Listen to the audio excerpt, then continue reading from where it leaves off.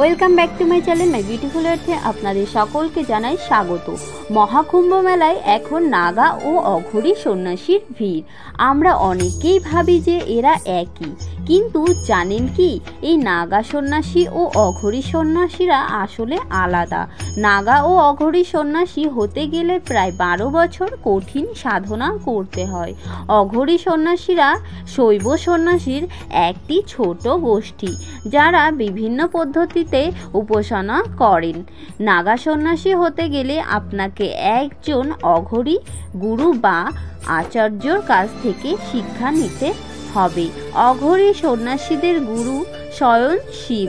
নাগা সন্ন্যাসীরা নিরামিষ ও আমিষ দুই খান। কখনো কখনো তারা নিরামিষও খান, আবার আমিষও খান। অন্যদিকে অঘরীরা মরা দেহ, পচা মাংস পর্যন্ত খান। নাগা সন্ন্যাসী সম্পূর্ণ নগ্ন অবস্থায় থাকেন, আর অন্যদিকে অঘরী পশুর চামড়া দিয়ে নিচের অংশটুকু ঢেকে রাখেন। তারা নাগা সন্ন্যাসীরা হিমালয় বা নির্জন স্থানে থাকেন, অন্যদিকে অঘরীরা শ্মশানে বাস করেন এবং সেখানে বাস করতেই থাকেন।